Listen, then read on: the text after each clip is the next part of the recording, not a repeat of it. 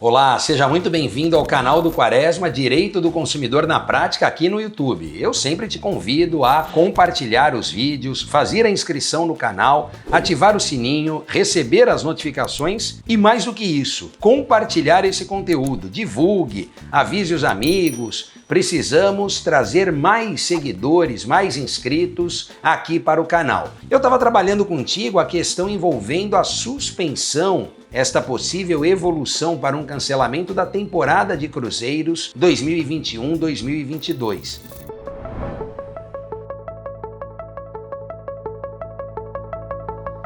Certamente você acompanhou pela mídia notícias em 2021 e um trabalho conjunto de muitas autoridades para a retomada dos cruzeiros marítimos. Claro, não se desconhece aqui a pujança deste segmento, o valor que se injeta na economia, a movimentação com novas oportunidades, empregos, enfim, pessoas, né? Eu que falo com você de Santos, tenho terminal de passageiros aqui na minha cidade, sei o quanto isso movimenta e sob o aspecto econômico é algo muito relevante. Mas nós tivemos no curso da temporada, né, agora em dezembro, uma situação que fugiu à normalidade, uma situação que demandou mais atenção das mesmas autoridades que autorizaram, que permitiram a realização dessa temporada. Eu disse numa outra entrevista que talvez melhor fosse não ter permitido o início, a realização dessa temporada. Certamente, os prejuízos que existiriam sem a realização da temporada seriam menores e, portanto, menos piores, vamos dizer assim, do que a autorização para a realização dessa temporada e a necessidade da sua suspensão, prorrogação dessa suspensão e um possível e factível cancelamento. De qualquer forma, a situação já está posta, não nos cabe aqui também trabalhar os fatos pretéritos. O que já aconteceu, aconteceu, né? Isso teria que ter sido visto, pensado lá no início. Será que valia a pena mesmo essa liberação, essa autorização para a realização da temporada? Mas nós já temos esta situação e agora, portanto, precisamos encontrar soluções para os muitos atingidos em razão desta suspensão e desse possível cancelamento. Obviamente que eu falo aqui para você analisando o aspecto sob a ótica do consumidor, como fica o direito do consumidor nessa seara, nesse cenário. Eu falei no vídeo anterior dos consumidores que compraram e não embarcaram, que compraram, embarcaram e foram retirados, né? A viagem foi cancelada no meio, e de outras situações de consumidores que se deslocaram, que vieram até Santos, não é? Ou Rio de Janeiro, enfim, para embarcarem nos navios e, obviamente, isso gerou um custo, despenderam uma quantia de deslocamento, hospedagem, alimentação.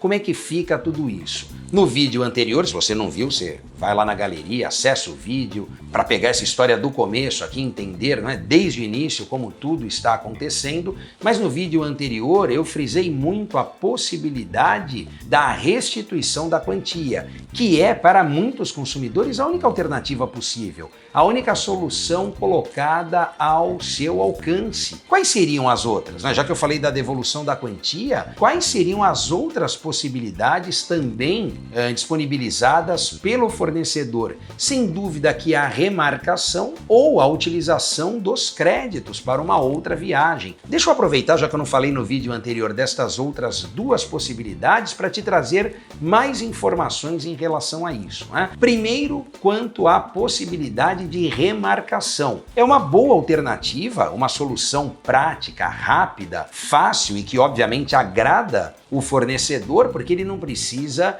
despender de nenhuma quantia. Aquilo que ele já recebeu, ele agora utilizará para a viagem, para a temporada 2022-2023. A questão que você precisa considerar, seja como advogado do consumidor ou o próprio consumidor, é a seguinte, né? E responder a seguinte indagação: teremos temporada 2022-2023? Não dá para saber.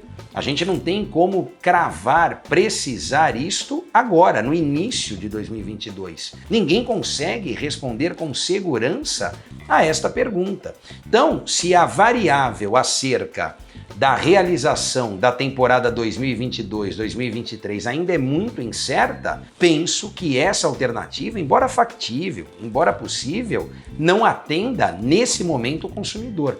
Claro, se o consumidor puder dar esta resposta mais para frente, lá no meio do ano, segundo semestre, isto ajuda na certeza da resposta. Mas aí você vai me dizer, bom, mas a operadora não tem como marcar e montar uma temporada em julho, agosto para começar em outubro, novembro. É verdade. Por isso que, embora esta solução seja viável, seja factível, penso que não atende aos anseios e aos interesses dos consumidores neste momento. Então, há essa possibilidade de remarcação com essas ressalvas que fizemos aqui. Além disso, nós temos também a possibilidade da utilização do valor como uma carta de crédito. Fala, olha, eu não sei se eu vou remarcar, não sei se vai ser na mesma data, se vai ser o mesmo itinerário, se vai ser o mesmo navio. Agora, deixa o meu crédito aí de 5 mil, de 4 mil, de 10 mil contigo, fornecedor, para que eu utilize na próxima temporada ou mais adiante, enfim.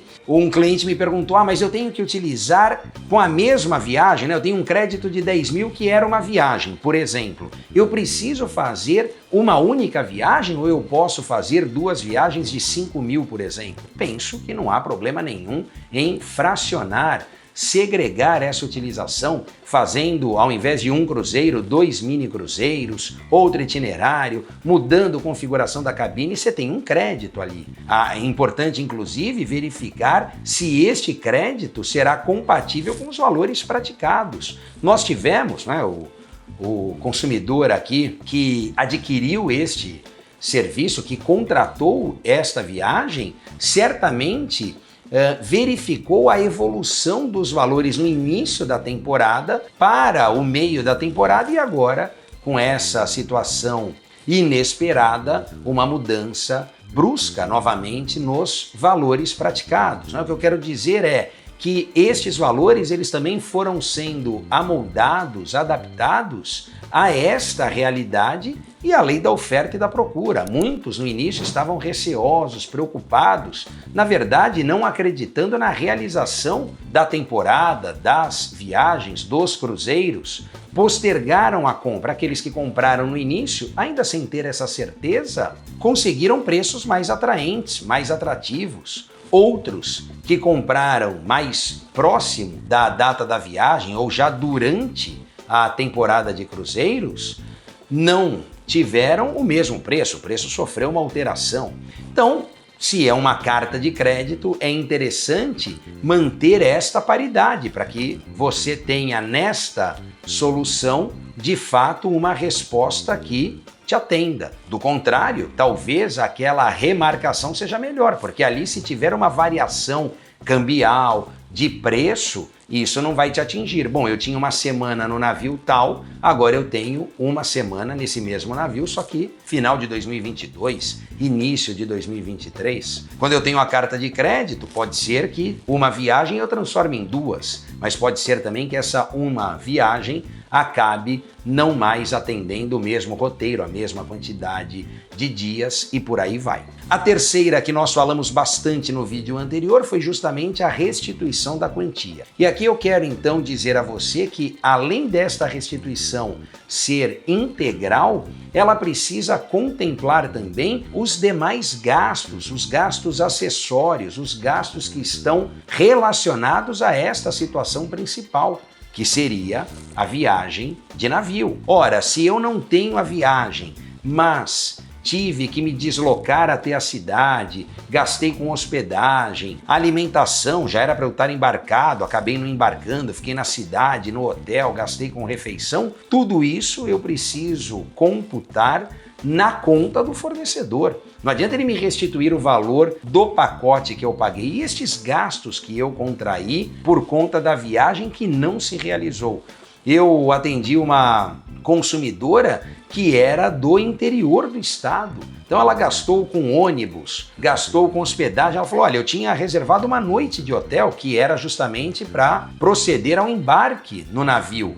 Com o cancelamento da viagem, eu fiquei mais uma noite. Esta noite eu tenho que pagar a anterior que eu já paguei. Como funciona? Aqui é muito importante que o consumidor se documente. Quando a gente fala desta restituição das despesas, não adianta o consumidor dizer que teve o gasto, é necessário ele comprovar o gasto. Como eu comprovo isso? Fatura de cartão de crédito, nota fiscal, Pix, recibo, tudo que demonstrar a contratação daquela despesa e o pagamento daquele valor serve para agora se cobrar do fornecedor esta quantia. Olha, a minha viagem eu paguei 4.000 e os gastos decorrentes desta viagem foram em mais R$1.000. Então, eu preciso ser ressarcido em R$5.000. Tudo isso para você colocar na ação do seu cliente ou enquanto consumidor as possibilidades para uma restituição completa, uma restituição integral. Falta falar de dano moral, mas disso eu me ocupo no próximo vídeo com vocês. A gente fechar uma trilogia aqui sobre os cruzeiros marítimos. Eu te espero, não sai daí, até lá!